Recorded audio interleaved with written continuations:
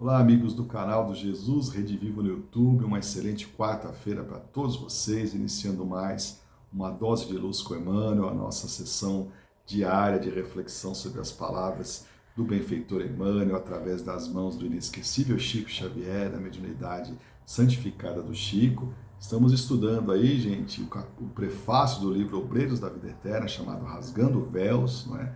De Emmanuel, esse livro que é muito interessante para quem não conhece, e que trata da desencarnação, né, da volta de algumas pessoas para o mundo espiritual, pessoas que André Luiz seleciona de diferentes grupos religiosos e posições sociais, para demonstrar que a providência divina não se preocupa com isso, pelo contrário, a providência divina atende cada um dentro da pauta da lei do merecimento, né?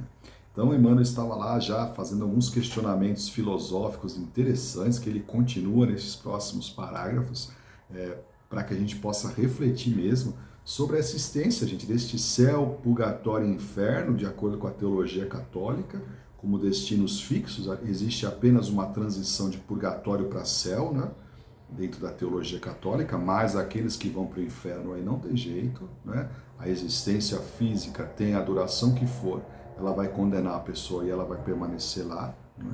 E por um outro lado também, a abordagem de Emmanuel, os questionamentos aí que ele faz, serve também para a teologia protestante, à medida que é próxima da católica, só tem a questão do juízo final, né, que as pessoas aguardam o juízo, mas que depois do julgamento também são destinadas a espaços onde não há mais como modificar essa situação. Então ele vai continuar analisando nesse sentido, gente. Diz assim, ó: negar-se-iam possibilidades de evolução aos que atravessam a porta do sepulcro em plena vida maior, quando na esfera terrestre, sob limitações de várias ordens, há caminhos evolutivos para todas as formas e para todos os seres?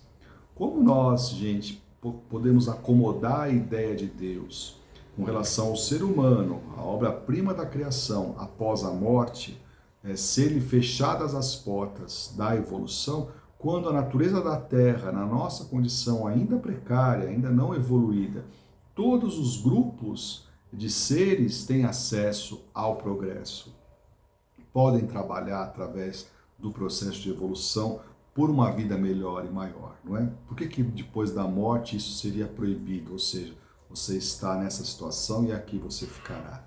A palavra trabalho seria desconhecida nos céus, quando a natureza terrena reparte missões claras de serviço com todas as criaturas da crosta planetária, desde o verme até o homem. Ou seja, como é que fica esse céu contemplativo, de eterna contemplação, sem a palavra trabalho, sem a possibilidade de algo fazer, não é? Porque no momento que o céu recebe todos, ele equipara todas essas pessoas, deixa todos no mesmo padrão, no mesmo patamar, e logicamente não existe a possibilidade de se trabalhar para se melhorar de situação, né, gente? É muito estranho.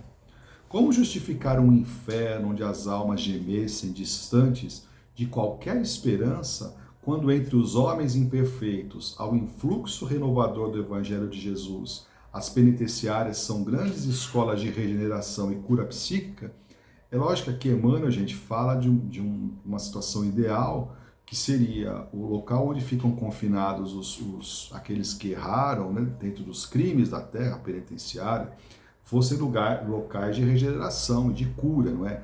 Lógico que essa é a situação ideal, que nem sempre, ou na grande parte das vezes, nós não vemos hoje, até por conta da situação que está o nosso planeta. No entanto, se nós pensarmos em termos comparativos, é lógico que se nós vamos pensar que Deus permite esses locais para tentar recuperar quem errou na Terra, por que não permitiria, melhor dizendo, no mundo espiritual, após a morte? As pessoas não, pelo contrário, ficariam ali gemendo eternamente, sem nenhuma possibilidade de remissão, não é?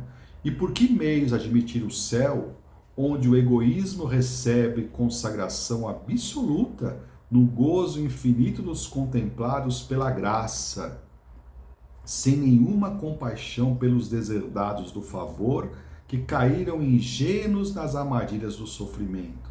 Se entre as mais remotas coletividades de obscuras zonas carnais se arregimentam legiões de assistência fraterna, amparando ignorantes e infelizes. Olha só, gente, o que Emmanuel fala num parágrafo, né?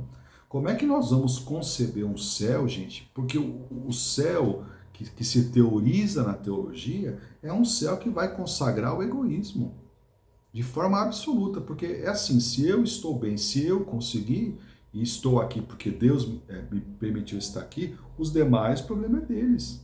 É bem a ideia do egoísta, que quem enxerga e preza o bem somente para si próprio. É o que Emmanuel está dizendo.